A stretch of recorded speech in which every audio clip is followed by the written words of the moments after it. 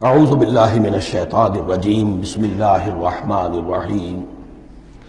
اب اس کے بعد ذکر شروع ہو رہا ہے حضرت ابراہیم علیہ السلام کا۔ وہ بات سمجھ لیجئے کہ کیا وجہ ہے اس کی۔ دیکھیے حضرت ابراہیم کی نسل کی یہ دو شاخیں چلی، ویسے تو تین ہیں۔ عام طور پر لوگوں کے علم میں ہے کہ دو بیویاں تھیں، حضرت ہاجرہ سے حضرت اسماعیل پیدا ہوئے، بڑے تھے۔ حضرت سارہ سے حضرت اسحاق، ان کے بیٹے یعقوب، یعقوب کے 12 بیٹے بنی اسرائیل۔ حضرت اسماعیل کو حضرت ابراہیم نے آباد کیا خانہ کعبہ کے پاس لا کر، بواد غیر ذی زرع، تو وہاں یہ جو ایک نسل چلی۔ لیکن نبوت جو ہے حضرت ابراہیم کے بعد حضرت اسماعیل کو تو ملی، اس کے بعد مسلسل یوں سمجھیے کہ تقریباً 3000 کا فصل ہے سالوں کا کہ کوئی نبوت اس شاخ میں نہیں آئی۔ نبوت کا سلسلہ چلا دوسری شاخ میں، حضرت یعقوب، حضرت اسحاق، حضرت یعقوب، حضرت یوسف، چلتے جائیے، اور پھر حضرت موسیٰ اور ہارون سے شروع ہو کر حضرت عیسیٰ اور یحییٰ تک 1400 برس مسلسل۔ اگرچہ تیسری شاخ بھی تھی، بنو قطورہ کہلاتے، تیسری اہلیہ آپ کی تھی قطورہ۔ بنی قطورہ میں سے ان کی اولاد بڑی کثیر تھی، ان میں سے ایک مدین تھے، مدین یا مدیان، ان میں حضرت شعیب کی بعثت ہوئی تھی۔ حضرت شعیب بھی حضرت ابراہیم کی نسل میں سے ہیں، لیکن بنی مدیان میں سے۔ بہرحال اب چونکہ حضور کی بعثت ہوئی بنی اسماعیل میں، ادھر بنی اسرائیل ہیں جن سے یہ خطاب ہو رہا ہے، سابقہ امت مسلمہ، اور اب یہ امامت الناس منتقل ہونے والی ہے بنی اسرائیل سے بنی اسماعیل کو۔ تو اب اگر اس انتقال کے وقت نقل، اگر وہ جو کامن فیکٹر ہے اس کا تذکرہ کیا جائے تو بات آسان ہو جائے گی۔ ابراہیم ہی تو جد امجد ہے نا تمہارے، تم یعقوب کی اولاد ہو، ٹھیک ہے، لیکن یعقوب کس کے بیٹے تھے؟ اسحاق کس کے بیٹے تھے؟ ابراہیم کے۔ تو یہ دوسری نسل بھی تو ابراہیم ہی کی ہے۔ اس حوالے سے ان کے لیے سہل بنایا جا رہا ہے کہ بات کو سمجھو۔ یہ صرف یہ ہے کہ دو پیڑھی اوپر جا کر مل گئے اور لانا خیر سنا۔ اور حضرت ابراہیم نے خانہ کعبہ کی تعمیر کی اور اسے اب مرکز بنانا ہے اہل توحید کا، لہذا یہ ساری گفتگو اب شروع ہو رہی ہے۔ 4 رکوع اب وہ ہے 15ویں سے شروع ہو کر 98 تک، ان کا اصل مضمون ہے تحویل قبلہ۔ وَإِذِ ابْتَلَىٰ إِبْرَاهِيمَ رَبُّهُ بِكَلِمَاتٍ فَأَتَمَّهُنَّ، اور ذرا یاد کرو جب ابراہیم کو آزمایا اس کے رب نے بہت سی باتوں میں۔ میرا ایک کتاب چاہے حضرت ابراہیم کی شخصیت پر، حج اور عید الاضحیٰ اور ان کی اصل روح، اور اس میں ایک تحریر ہے، ایک تقریر ہے۔ جو تحریر ہے وہ مجھے بہت پسند ہے کہ کیسے کیسے امتحان آئے ہیں حضرت ابراہیم علیہ السلام پر۔ فَأَتَمَّهُنَّ، اب یہ ایک جملے میں ایک پوری داستان ہے۔ اس نے ان سب کو پورا کیا، سب میں پاس ہو گیا، ہر امتحان سے کامیابی کے ساتھ، with flying colors، ہر امتحان سے نکلے۔ قَالَ إِنِّي جَاعِلُكَ لِلنَّاسِ إِمَامًا، تب ہم نے کہا اے ابراہیم اب میں تمہیں نوع انسانی کا امام بنانے والا ہوں۔ قَالَ وَمِن ذُرِّيَّتِي، انہوں نے کہا اور میری نسل کے بارے میں بھی یہ وعدہ ہے کہ نہیں؟ قَالَ لَا يَنَالُ عَهْدِ الظَّالِمِينَ، فرمایا میرا یہ عہد ظالموں سے متعلق نہیں ہوگا۔ مطلب کیا ہوا کہ تمہاری نسل میں سے جو صاحب ایمان ہوں گے، نیک ہوں گے، سیدھے راستے پر چلیں گے، ان سے ہمارا وعدہ ہے، لیکن نسلیت کی بنیاد پر نہیں ہے کہ جو بھی تمہاری نسل میں سے لازماً وہ اس وعدے کا مصداق بن جائے۔ وَإِذْ جَعَلْنَا الْبَيْتَ مَثَابَةً لِلنَّاسِ وَأَمْنًا، اور یاد کرو جب کہ ہم نے گھر کو، اپنے گھر کو، بیت اللہ کو قرار دے دیا لوگوں کے لیے زیارت کی جگہ، لوٹ کے آنے، لوٹ کر آؤ، حج کرو، مثابۃ للناس وامنا، اور اسے امن کا گھر قرار دے دیا۔ واتخذوا من مقام ابراہیم مصلی، اور ہم نے حکم دیا کہ مقام ابراہیم کو اپنی جائے نماز بنا لو، نماز پڑھنے کی جگہ بنا لو۔ آج کل تو بعض علماء نے یہ کہا ہے کہ مقام ابراہیم سے مراد کوئی خاص پتھر نہیں ہے، بلکہ اصل میں وہ تو پوری جگہ جو تھی وہ مقام ابراہیم، حضرت ابراہیم وہاں آباد ہوئے تھے۔ لیکن صحیح بات وہی ہے جو ہمارے سلف سے چلی آ رہی ہے، روایات پختہ ہیں اس کے بارے میں کہ جس طریقے سے حجر اسود جنت سے آیا ہے، ایسے ہی یہ بھی ایک پتھر تھا کہ جو جنت سے لایا گیا حضرت ابراہیم کے لیے جب وہ تعمیر کر رہے تھے۔ کوئی اور ذرائع تو ابھی تھے ہی نہیں، اس کے اوپر وہ کھڑے ہوتے تھے اور یہ پتھر ہی اونچا ہوتا جاتا تھا خود. اب جیسے جیسے تعمیر اوپر جا رہی ہے تو اس کے لیے یہ پتھر اونچا ہوتا تھا. وہ پتھر ہے جو مقام ابراہیم اب بھی محفوظ ہے. اور وہاں پر پھر طواف کر کے کعبے کا مکمل پھر اس کے آس پاس جو ہے 2 رکعت جو ہے وہ ادا کی جاتی ہے نماز. وَعَهِدْنَا إِلَىٰ إِبْرَاهِيمَ وَإِسْمَاعِيلَ أَن طَهِّرَا بَيْتِيَ لِلطَّائِفِينَ وَالْعَاكِفِينَ وَالرُّكَّعِ السُّجُودِ. اور ہم نے عہد لے لیا تھا ابراہیم اور اسماعیل سے کہ تم دونوں ہمارے اس گھر کو بیتیا میرے اس گھر کو پاک رکھو. اب یہ تطہیر بھی دونوں طرح کی ہوگی، ظاہری صفائی بھی ہو، گند نہ ہو، تاکہ ظاہر آئیں تو ان کے دلوں میں جو کدورت پیدا نہ ہو، کوفت نہ ہو، کھلی فضا ہو، صاف رکھو. اور تطہیر باطنی، وہاں توحید کا چرچا ہو، کوئی اور کفر اور شرک جو ہے وہ نہ آنے پائے. ان طہرا بیتی للطائفین والعاکفین، طواف کرنے والوں کے لیے، اعتکاف کرنے والوں کے لیے، والرکع السجود اور رکوع اور سجود کرنے والوں کے لیے. وَإِذْ قَالَ إِبْرَاهِيمُ رَبِّ اجْعَلْ هَٰذَا بَلَدًا آمِنًا وَارْزُقْ أَهْلَهُ مِنَ الثَّمَرَاتِ مَنْ آمَنَ مِنْهُمْ بِاللَّهِ وَالْيَوْمِ الْآخِرِ. اور یاد کرو جب کہ ابراہیم نے کہا تھا اے میرے پروردگار اس گھر کو امن کی جگہ بنا دے اور اس کے رہنے والوں، اس کے ہاں آباد ہونے والوں کو یعنی بنی اسماعیل کے لیے ان کو رزق عطا فرما، میووں کا اور پھلوں کا. من آمن منہم باللہ والیوم الآخر. اب یہاں حضرت ابراہیم خود رک گئے کہ میں اپنی ساری اولاد کے لیے یہ دعا نہ کروں، اس لیے کہ وہاں روک دیا گیا تھا لا ینال عہد الظالمین. تو جو بھی ان میں سے ایمان اور عمل صالح والے ہوں اور یوم آخر پر ایمان رکھتے ہوں، اجعل هذا البلد آمنا وارزق اهله من الثمرات من آمن منهم بالله واليوم الآخر. اب یہاں دیکھیے اللہ تعالیٰ نے گویا کہ ہم کہیں گے ازرہ شفقت مسکراتے ہوئے گویا کہ فرمایا کہ ابراہیم قال ومن کفر، تمہاری اولاد میں سے جو کفر کرے گا فأمتعه قلیلا، اس کو بھی میں دنیا کا ساز و سامان تو دوں گا. امامت میں شامل نہیں کر سکتا، لیکن یہ کہ دنیاوی طور پر مال و متاع جو ہے وہ ان کو بھی میں دوں گا. ومن کفر فأمتعه قلیلا ثم اضطره الى عذاب النار. ہاں پھر اسے کشاں کشاں لے آؤں گا جہنم کے عذاب کی طرف. وبئس المصیر، اور وہ بہت ہی بری جگہ ہے لوٹنے کی. وَإِذْ يَرْفَعُ إِبْرَاهِيمُ الْقَوَاعِدَ مِنَ الْبَيْتِ وَإِسْمَاعِيلُ. اور یاد کرو جب کہ ابراہیم اٹھا رہے تھے ہمارے گھر کی بنیادوں کو، اور اسماعیل باپ بیٹا دونوں لگے ہوئے تھے. یہاں لفظ جو قواعد آیا ہے اس کو نوٹ کیجئے. قواعد قاعدے کی جمع ہے اور یہ بنیادوں کو کہا جاتا ہے. اور اس میں اشارہ ہے حضرت ابراہیم اصل معمار اور بانی نہیں ہے کعبے کے. کعبہ بنایا ہے حضرت آدم نے. ان اول بیت وضع للناس للذی بمکہ، پہلا گھر. اب کیسے ممکن تھا حضرت آدم علیہ السلام کے زمانے سے لے کر اور حضرت ابراہیم تک کم و بیش جو ہے 4000 برس ہے. عام اندازہ جو ہے تورات کا اگر آپ لگائیں تو کوئی مسجد نہیں بنی ہوگی کیا؟ یہ پہلا گھر ہے، پہلا وہ گھر خدا کا. تو اس کی بنیادیں رہ گئی تھیں، باقی وہ امتداد زمانہ سے، اور چونکہ یہ سیلاب کا راستہ تھا، سیلاب کی وجہ سے وہ سب جو ہے دیواریں بہہ گئی تھی، صرف بنیادیں تھیں. ان بنیادوں کو پھر وَإِذْ بَوَّأْنَا لِإِبْرَاهِيمَ مَكَانَ الْبَيْتِ، یہ سورہ حج میں جا کر مضمون تفصیل سے آئے گا. اب میں آئے گا کہتا ہوں، آ چکا ہے حقیقت کے اعتبار سے، اس لیے کہ یہ ساری مکی صورتیں ہیں جو نازل ہو چکی ہیں سورہ بقرہ سے بہت پہلے. تو جب وہ ان بنیادوں کو اٹھا رہے تھے تو دعائیں مانگ رہے تھے. ربنا تقبل منا انک انت السمیع العلیم. اے رب ہماری اس کوشش کو، ہماری اس مشقت کو، محنت کو قبول فرما. باہر گھر بنا رہے ہیں، پتھر اٹھا اٹھا کر لا رہے ہیں. حضرت اسماعیل کی عمر اس وقت لگ بھگ 13 برس ہے، ہاتھ بٹا رہے ہیں. ربنا تقبل منا انک انت السمیع العلیم. اے رب ہماری اس کوشش کو شرف قبول عطا فرما. یقیناً تو سب کچھ سننے والا اور جاننے والا ہے.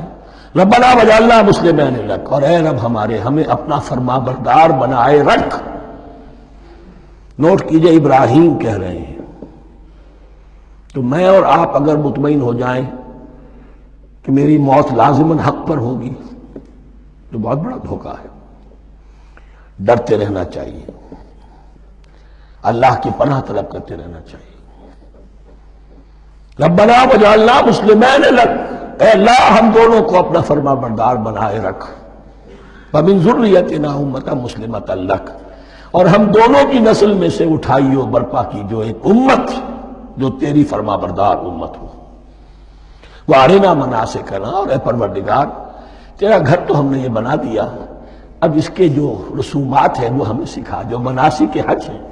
ارنا مناسک، اب کیسے حج کریں، کیا آداب ہوں گے، طواف کیسے ہوگا، کیا کریں گے۔ وَتُبْ عَلَيْنَا، اور ہم پر اپنی شفقت کی نظر فرما، اِنَّكَ أَنْتَ التَّوَّابُ الرَّحِيمُ، یقیناً تو ہی ہے بہت ہی زیادہ توبہ کا قبول فرمانے والا اور شفقت کے ساتھ رجوع کرنے والا اور رحم فرمانے والا۔ صدق اللہ العظیم۔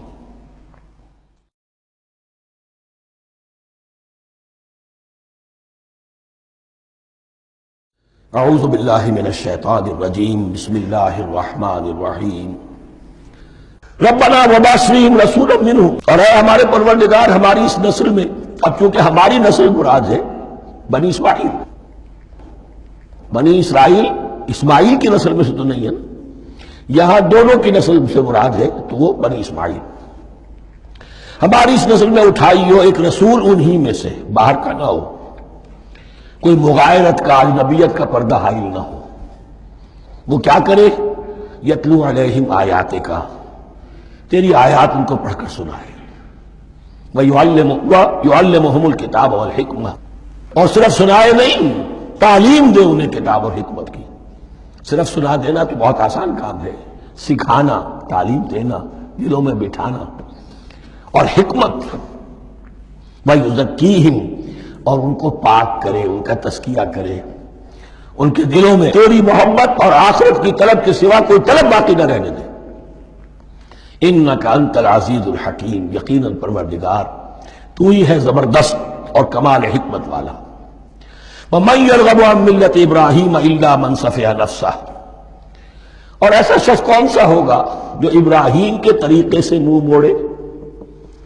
یہ رغبت کا لفظ عربی زبان میں دونوں طرف جاتا ہے، رغبہ الہ، کسی شے کی طرف رغبت ہونا، محبت ہونا، میلان ہونا، اور رغبہ عن، کسی شے سے متنفر ہونا، کسی شے سے ابا کرنا، اس کو چھوڑ دینا۔ وَمَنْ يَرْغَبُ عَنْ مِلَّةِ إِبْرَاهِيمَ إِلَّا مَنْ سَفِهَ نَفْسَهُ، سوائے اس کے جس نے اپنے آپ کو حماقت ہی میں مبتلا کرنے کا فیصلہ کر لیا ہو، اور کون ہوگا جو ابراہیم کے طریقے سے منہ موڑے۔ وَلَقَدِ اصْطَفَيْنَاهُ فِي الدُّنْيَا، اور ہم نے تو اسے دنیا میں بھی پسند کر لیا تھا، چن لیا تھا۔ وَإِنَّهُ فِي الْآخِرَةِ لَمِنَ الصَّالِحِينَ، اور یقیناً آخرت میں بھی وہ ہمارے صالح بندوں میں سے ہوں گے۔ اِذْ قَالَ لَهُ رَبُّهُ أَسْلِمْ قَالَ أَسْلَمْتُ لِرَبِّ الْعَالَمِينَ، جب کہا اس سے اس کے پروردگار نے کہ مانو میرا حکم، اس نے کہا پروردگار قبول ہے تیرا حکم، یہاں تک کہ ذبح کرو بیٹے کو، حاضر ہے۔ یہ آخری امتحان تھا، آخری 100 برس کی عمر میں، 87 برس کی عمر میں دعائیں مانگ مانگ کر بیٹا لیا تھا اسماعیل۔ حضرت سارہ کے ہاں کوئی اولاد نہیں ہوئی تھی، اب وہ 13 برس کا تھا، بازو بن گیا تھا، اور اس وقت ذبح کرنے کا حکم آیا۔ جب بھی کہا ہم نے مانو ہمارا حکم، قال اسلمت لرب العالمین، اللہ تعالی ہمیں بھی توفیق دے کہ اس کی پیروی کریں۔ وَوَصَّىٰ بِهَا إِبْرَاهِيمُ بَنِيهِ وَيَعْقُوبُ، اور اسی کی وصیت کی تھی ابراہیم نے بھی اپنے بیٹوں کو اور یعقوب نے بھی۔ یا بنی، وہ کیا تھی نصیحت، ہے میرے بیٹو، ان اللہ اصطفیٰ لکم الدین، دیکھو اللہ نے تمہارے لیے دین کو پسند فرما لیا ہے۔ کون سا دین؟ فلا تموتن الا وانتم مسلمون، اور دیکھنا موت نہ آنے پائے مگر فرما برداری کی حالت میں۔ یہی بات آئے گی سورہ آل عمران میں مسلمانوں سے خطاب کر کے، یا ایھا الذین آمنوا اتقوا اللہ حق تقاتہ ولا تموتن الا وانتم مسلمون، اور ان الدین عند اللہ الاسلام ومن یبتغ غیر الاسلام دینا فلن یقبل منہ۔ ام کنتم شہداء اذ حضر یعقوب الموت، کیا تم اس وقت موجود تھے جب یعقوب کی موت کا وقت آیا، جب آدم کی یعقوب پر موت، یہ لفظی ترجمہ ہوگا، اذ حضر یعقوب الموت اذ قال لبنیہ ما تعبدون من بعدی، حضرت یعقوب نے اپنے سارے بیٹوں کو جمع کیا، 12 کے 12، اور مصر میں پہنچ چکے تھے یہ حضرت یوسف علیہ السلام کے ذریعے سے، جو سورہ یوسف میں ساری کہانی آئے گی، وہاں انتقال ہوا۔ تو انہوں نے اپنے بیٹوں کو جمع کیا، اس قال لبنیہ ما تعبدون من بعدی، میرے بعد تم کس کی پوجا کرو گے، کس کی پرستش کرو گے؟ یہ بات نہیں تھی کہ انہیں معلوم نہیں تھا، لیکن یہ کہ ایک میثاق، قول و قرار اور پختہ کرنے کے لیے۔ قالوا نعبد الہک و الہ آبائک ابراہیم و اسماعیل و اسحاق، کہا کہ ہم پوجیں گے، بندگی کریں گے، پرستش کریں گے آپ کے معبود کی اور آپ کے آبا ابراہیم، اسماعیل اور اسحاق کے معبود کی، اور یہ کوئی مختلف معبود نہیں، الہ واحد، وہ تو ایک ہی الہ ہے۔ وَنَحْنُ لَهُ مُسْلِمُونَ، ہم اس کے لیے، اس کے سامنے سر جھکاتے ہیں، اسی کی فرما برداری کا اقرار کرتے ہیں۔ تِلْكَ أُمَّةٌ قَدْ خَلَتْ، یہ آیت 2 مرتبہ آئے گی اسی رکوع میں۔ یہ ایک گروہ تھا انسانوں کا جو گزر گیا، ابراہیم، اسماعیل، اسحاق، یعقوب، ان کی اولاد، قد خلت، وہ گزر گئے۔ لہا ما کسبت ولکم ما کسبتم، ان کے لیے تھا جو انہوں نے کمایا، اور تمہارے لیے ہوگا جو تم کماؤ گے۔ یعنی یہاں پدرم سلطان بود کا کوئی مقام نہیں ہے، ہر شخص کے لیے اپنا عمل، اپنا ایمان، اپنی کمائی۔ وَلَا تُسْأَلُونَ عَمَّا كَانُوا يَعْمَلُونَ، تم سے یہ نہیں پوچھا جائے گا کہ وہ کیا کرتے تھے، تم سے پوچھا جائے گا تم کیا کر کے لائے ہو۔ تو راچے ہیں، پدرم سلطان بود تو راچے ہیں، تم کیا ہو بھائی، تم اپنی بات کرو، باپ تمہارا سلطان تھا، ہوگا۔ صدق اللہ العظیم۔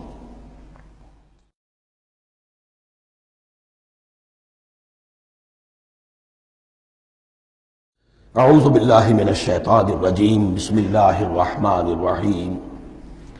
وقالوا كونوا هودا أو نصارى تهتدوا، لیکن اس پس منظر میں اب ان کی خباثت کو نمایاں کیا جا رہا ہے کہ یہ تو تھی وصیت ابراہیم کی اور یعقوب کی، اور اس وقت کے یہود و نصارہ کا کیا رویہ ہے؟ قالوا كونوا هودا أو نصارى تهتدوا، وہی متحدہ محاذ حضور کے خلاف۔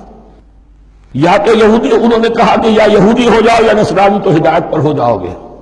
قل بل ملت ابراہیم حنیفا، کہہ دیجئے نہیں، بل نتبع، ہم تو نتبع یہاں پر محذوف مانیے، بل نتبع ملت ابراہیم حنیفا، نہیں، ہم تو پیروی کریں گے ابراہیم کے طریقے کی، بالکل یکسو ہو کر۔ وما کان من المشرکین، اور وہ مشرکوں میں سے نہیں تھے۔ قولوا آمنا باللہ، اب یہاں مسلمانوں کو حکم دیا جا رہا ہے، دیکھو تم ان کے جو کچھ وہ کہتے ہیں اس کے جواب میں تم یہ کہو، قولوا کہو آمنا باللہ، ہم ایمان رکھتے ہیں اللہ پر، وما انزل الینا، اور جو کچھ نازل کیا گیا ہماری جانب، وما انزل الی ابراہیم و اسماعیل و اسحاق و یعقوب، جو کچھ نازل کیا گیا ابراہیم اور اسماعیل اور اسحاق اور یعقوب کی طرف، والاسباط، اور ان کی اولاد کی طرف، وما اوتی موسیٰ و عیسیٰ، اور جو کچھ دیا گیا موسیٰ کو اور عیسیٰ کو، وما اوتی النبیون من ربہم، اور جو کچھ دیا گیا تمام نبیوں کو ان کے رب کی طرف سے، لا نفرق بین احد منہم، ہم ان میں سے کسی کے مابین تفریق نہیں کرتے، ہم سب کو مانتے ہیں۔ دیکھیے ایک ہے تفضیل، کسی کو ایک کو زیادہ افضل سمجھنا دوسرے سے، یہ اور بات ہے، وہ تو سورہ آل عمران میں آئے گا تلک الرسل فضلنا بعضهم علی بعض۔ تفریق یہ کہ ایک کو مانے ایک کو نہ مانے، ان رسولوں میں سے ایک کا انکار سب کا انکار، لا نفرق بین احد منہم ونحن له مسلمون، اور ہم نے تو اسی کی فرما برداری کا قلادہ اپنی گردن میں ڈال دیا ہے۔ فَإِنْ آمَنُوا بِمِثْلِ مَا آمَنْتُمْ، پھر اے مسلمانوں اگر یہ بھی ایمان لائیں یہود اور نصارہ بالکل اسی طرح جیسے تم ایمان لائے ہو، نو کمپرومائز، ٹھیک ٹھیک وہی دین اختیار کریں، وہی راستہ جو کہ محمد کے ذریعے سے تمہیں دیا گیا صلی اللہ علیہ وسلم۔ فَإِنْ آمَنُوا بِمِثْلِ مَا آمَنْتُمْ بِهِ فَقَدْ اهْتَدَوْا، تب وہ ہدایت پر ہوں گے۔ وَإِنْ تَوَلَّوْا، اور اگر وہ پیٹھ موڑ لیں، فَإِنَّمَا هُمْ فِي شِقَاقٍ، تو اس کے معنی یہ ہے کہ وہ زدم زدہ میں اور دشمنی کے اندر وہ مبتلا ہو چکے ہیں۔ فَسَيَكْفِيكَهُمُ اللَّهُ، تو اے نبی آپ کے لیے ان کے مقابلے میں اللہ کافی رہے گا، آپ فکر نہ کریں، آپ کسی کمپرومائز کی دعوت کی طرف توجہ ہی نہ دیں، کچھ دو کا معاملہ سوچیں بھی نہ، ان کی مخالفتوں سے آپ مرعوب نہ ہوں، ان کی دھمکیوں کا کوئی اثر نہ دے۔ فَسَيَكْفِيكَهُمُ اللَّهُ، اللہ کافی رہے گا آپ کے لیے ان سب کے مقابلے میں۔ وَهُوَ السَّمِيعُ الْعَلِيمُ، اور یقیناً وہ سب کچھ سننے والا اور جاننے والا ہے۔ ایسا نہیں ہے کہ اسے معلوم نہ ہو کہ آپ اس وقت کن حالات میں ہیں، کیسی مشکلات میں ہیں، کس طرح کی نازک صورتحال دن بدن جو ہے شکل بدل رہی ہے، لیکن آپ قائم رہیں۔ یہ ہے جگہ جہاں پر خون پڑا ہوا ہے، اس نسخے میں جو حضرت عثمان تلاوت فرما رہے تھے، اور اس وقت باغیوں نے انہیں شہید کیا ہے۔ ان کی زوجہ محترمہ نائلہ، انہوں نے بچانا چاہا ہے تو ان کی انگلیاں کٹ گئیں، اور خون جو ہے وہ فَسَيَكْفِيكَهُمُ اللَّهُ، ان الفاظ پر وہ خون پڑا ہے، وہ دبا اب بھی موجود ہے۔ وَهُوَ السَّمِيعُ الْعَلِيمُ، اور وہ سب کچھ سننے والا اور جاننے والا ہے۔ صدق اللہ العظیم۔